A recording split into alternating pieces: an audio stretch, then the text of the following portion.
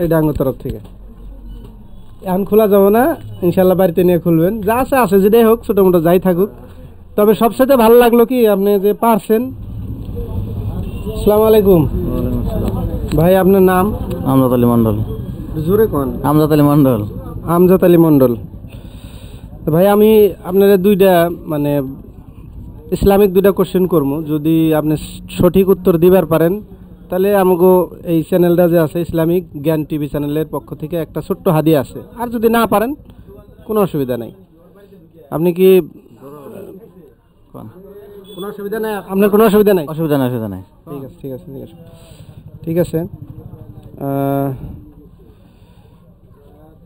আপনার জন্য প্রথম প্রশ্ন হলো, কোন নামাজে রুকু নাই, সিজদা নাই? জানাজা নামাজ। আলহামদুলিল্লাহ, জানাজার নামাজে। যাই হোক, আপনি প্রথম প্রশ্নটা সঠিক উত্তর দিবার পারছেন। তারপরে দ্বিতীয় প্রশ্ন হইতেছে আপনার জন্য যে কোরআন থেকে এমন একটা সূরার নাম কোন যে সূরাটা কোরআনের 3 ভাগের 1 ভাগ আল্লাহ নবী কইছে, মানে নবীজি এই কথা কয়ে গেছে যে ওই সূরাটা কোরআনের 3 ভাগের 1 ভাগের সমান তেলাওয়াত করলে।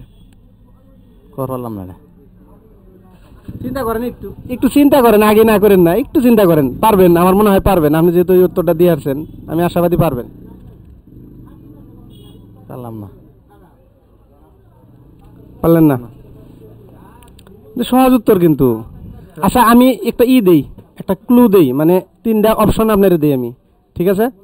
একটা হলো সূরা ফাতিহা, একটা হলো সূরা কাউসার, আর একটা হলো সূরা ইখলাস।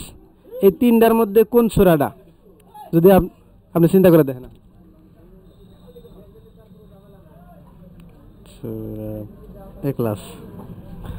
আলহামদুলিল্লাহ, সূরা ইখলাস। জায়গা অপশন দেওয়ার পরে আপনি উত্তরটা পারছেন, তার জন্য খুবই ভালো লাগলো আপনার হাতে কথা কয়া। আলহামদুলিল্লাহ।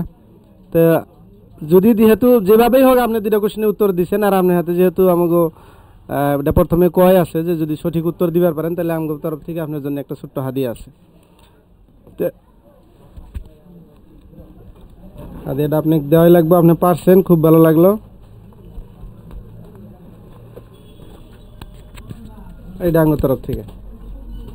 এখন খোলা যাবো না, ইনশাল্লাহ বাড়িতে নিয়ে খুলবেন। যা আছে আছে, যেটাই হোক, ছোটো মোটো যাই থাকুক। তবে সবচেয়ে ভালো লাগলো কি আপনি যে পারছেন। ক্লু দেওয়ার পর আপনি কিন্তু প্রথমে করলেন যে পারবো না, পারবো না, আমি তারপরে ক্লু দিলাম, এখন কিন্তু পারলেন। এখন কিছু মন্তব্য দেন যে আমরা এই কাজটা করাটা সমাজের জন্য বা মানুষের জন্য, যারা আমরা মুসলমান ভাই বোন আছি সারা বিশ্বে বা বাংলাভাষী যারা বোঝে আর কি, তাদের জন্য এটা কতটুকু উপকারিত হবে, মানে কামটা ভালো না খারাপ, একটু আপনি পুরোপুরি মন্তব্যটা দেন। ইনশাল্লাহ আমরা ভালো হবো, সবাই ভালো শিখবো, আর জন্য আরো শিখা পাবো, আরো জানা পাবো। যেমন আপনার এই যে প্রশ্নটা এমনি নর্মালি কিন্তু আসলে ডাইবা আসলে আমি যখন জিজ্ঞেস করলাম তখন কিন্তু অটোমেটিকলি ভিতর থেকে আসলো এই কথাটা, তাই না? আরো 10 জন মানুষ শুনবো, তাহলে শুনলে ভালো হবে অবশ্যই। ঠিক আছে, ঠিক আছে, অসংখ্য ধন্যবাদ। জাযাকাল্লাহু খাইর।